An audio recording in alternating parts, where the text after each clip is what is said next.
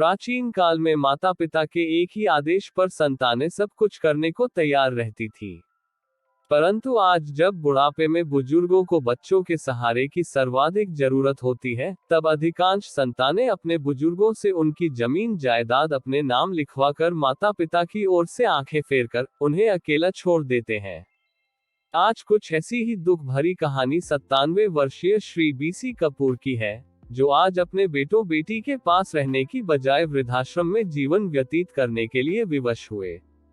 मूलतः रावलपिंडी पाकिस्तान के रहने वाले श्री कपूर ने अपनी मैट्रिक की शिक्षा रावलपिंडी के एक स्कूल से हासिल की। देश की आजादी से पूर्व 8 वर्ष उन्होंने रावलपिंडी के बैंक में नौकरी की, जहां उन्हें 55 रुपए मासिक वेतन मिलता था। फिर भी वो इस राशि में काफी बचत करने में सफल रहते थे। देश विभाजन के बाद वह अपने माता पिता के साथ भारत आ गए। उनके पिता भी आजादी से पहले सेना में अकाउंट्स का काम किया करते थे। स्वयं श्री कपूर भी बैंक की जालंधर शाखा से अकाउंटेंट के पद से रिटायर हुए। श्री कपूर की पत्नी का देहांत 70 वर्ष की आयु में ही हो गया था। श्रीमती कपूर ने अपनी 16 लाख रुपए की संपत्ति की वसीयत अपनी बेटी और बेटे के नाम करके 7 लाख रुपए बेटी को और 9 लाख रुपए बेटे को दे दिए थे, ताकि वह श्री कपूर को अपने पास रखकर उनकी देखभाल करता रहे। मगर कुछ वर्ष बाद जब बेटे ने तरह तरह के बहाने बनाकर उन्हें तंग करना शुरू कर दिया और घर से निकाल दिया तथा कहने लगा कि यदि आप मुझसे पैसों का तकाजा करेंगे तो खुदकुशी कर लूंगा, तो श्री कपूर को अपनी बेटी के पास आकर रहने के लिए विवश होना पड़ा। इसके लिए उन्होंने अपनी बचत के 40 लाख रुपए बेटी को और 6 लाख रुपए दामाद को दे दिए और इसी दौरान छोटे बेटे को भी मकान खरीदने के लिए 6 लाख रुपए दिए, जिसकी कीमत अब करीब 25 से 30 लाख रुपए हो गई थी।